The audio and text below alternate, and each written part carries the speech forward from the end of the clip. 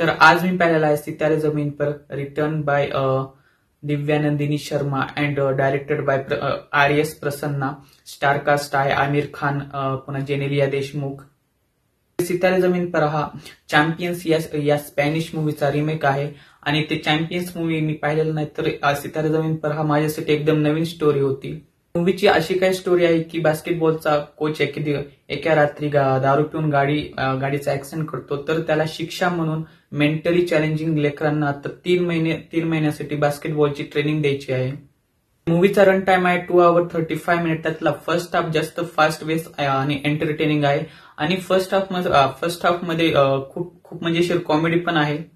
पण second half मध्ये movie थोडी लेंथी फील होते, कुठे कुठे बोर पण फील होते आणि कुठे कुठे असं वाटतं तरी फोर्सफुली म्हणजे कॉमेडी करण्याचा प्रयत्न करतात, म्हणजे फोर्सफुली काहीतरी सिच्युएशन क्रिएट करतायत हसवण्यासाठी, ते खूप फोर्सफुली वाटतं.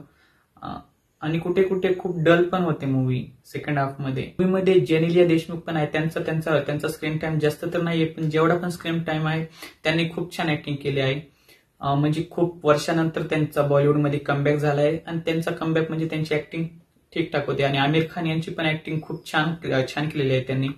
म्हणजे एका प्रकारचा कमबॅकच होता, कारण लाल सिंग चड्डा तर एकदम फ्लॉप झालती. आता ह्या मूवीमध्ये त्यांची खूप छान ऍक्टिंग होती. लाल सिंग चड्डामध्ये त्यांची ऍक्टिंग म्हणजे एवढी काही खास नव्हती, त्याच्यासाठी पण ते म्हणजे मायनस पॉईंट होता ते न चालण्याचा लाल सिंग चड्डाचा.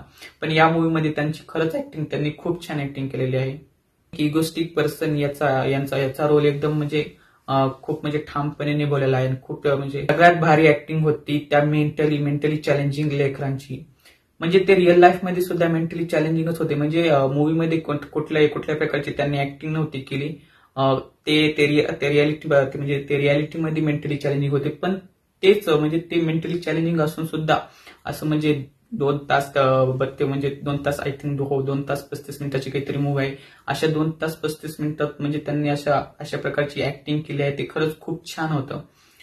आणि खरं सांगायचं म्हणजे आमिर खानच्या मुलांना त्यांच्या पण ऍक्टिंग शिकली पाहिजे. मेंटली चॅलेंजिंग आहे तरी इतकी छान ऍक्टिंग करतात. आणि आमिर खानचा मुलगा तर चांगला असून सुद्धा त्याची ऍक्टिंग तर माहितीच, त्या लव याप्पामध्ये कसली ऍक्टिंग केली त्यांनी.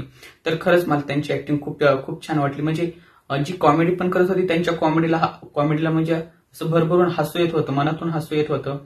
ती खरंच खूप छान वाटत होतं त्यांचे. वेल मूवी ही एक फॅमिली फ्रेंडली आहे. आपण एकदम एक फॅमिली सोबत बघू शकतात आणि कॉमेडीमध्ये मूवी खूप काही शिकून जाते आणि मूवी हा खरंच खूप छान आहे, बघण्यासारखा आहे.